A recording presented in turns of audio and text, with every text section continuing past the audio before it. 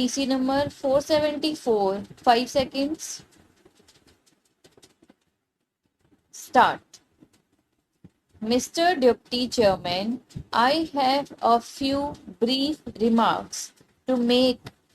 If I may say so, I think in this honorable House, when we discuss such a matter as this, it would be better and in the fitness of things if we discuss it in terms of principles instead of introducing names of individuals. How many rupees who gets all the names of individual firms? I am not in the least interested to defend high salaries paid by any business firms either in Clive Street, Calcutta, or in any other street anywhere else.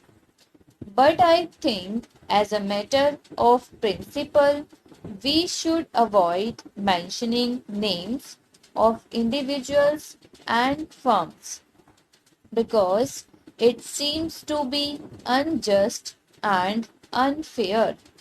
We in this house are a privileged group of people, but we should be very careful about using our privilege. Otherwise, we might do damage to the prestige and authority of Parliament in the eyes of the public. Now, sir, I think we should discuss this measure in terms of principles and policies, and the two important basic points that are involved in this are a question of investment and a question of incentives. We have decided to bring about what we call a socialist society in this country. And a socialist society does not mean that we should envisage ourselves in working out a just distribution of poverty. The main purpose of a socialist society is to produce a sufficiently large volume of wealth so that we can provide our people with at least the minimum requirements of civilized human existence in terms of food, clothes, housing, health, education, and so on. Obviously, this wealth production and the volume of it that we require in terms of our situation requires investment on a massive scale. A socialist society has to invest capital in order to produce wealth. It may interest my honorable friend to know that in the Planning Commission in Russia, there is a whole time member whose designation is member in charge of capital investment. It sounds rather odd that a socialist country has to appoint a man whose principal anxiety is to work out the best way of capital use. Now, sir, in any kind of society such as ours, it is possible to work out the amount of savings that the society can possibly make it terms of its own situation and the amount of investment that is necessary in order to produce the volume of wealth that we have got to produce if we are going to achieve our social objectives. The difference between what we have got to invest and what we can possibly save in terms of our own society is a very wide gap in our situation, and that gap has to be filled obviously by improving capital from wherever we can get it. If we can get it from a socialist or a communist society, by all means, we should take it. If we cannot get enough from them, we have to take it from other kinds of society.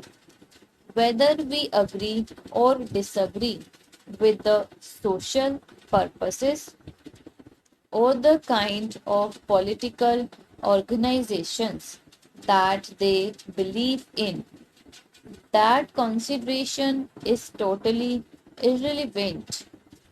Now, the principal organizer of the Socialist Society in India, that is, our leader, the Prime Minister, has himself said that he wants foreign private capital to come into this country. It is not that it is a very desirable thing. It is a necessary thing whether you like it or not, because otherwise, merely by importing capital, which is public capital owned by governments in those areas of the world where surplus capital exists, we cannot possibly bring into this country that volume of capital which is necessary to fill in this gap between savings and investment. Therefore, as a matter of state policy, the government of this country has decided, with the approval of Parliament, that there is room for investment of foreign private capital also in our economy. We are perfectly entitled to say that we do not want foreign private capital to be invested here at all, but we cannot have it both ways. We cannot eat our cake and have it too. If on the one hand we want foreign capital from other countries, we have to create a state of affairs in which they feel induced to come and invest their capital. As I have said, we are free to say that we do not want it, but if we do want it, we cannot at the same time insist on creating conditions which forbid them to do so, which they find extremely discouraging, and one of the things by which we could prevent foreign capital from coming into this country is to approve of a measure such as this. I am not saying that this measure is necessarily wrong. I am not suggesting that it is necessarily good and important. All that I am saying is, if you do want foreign capital, then do not pass this legislation.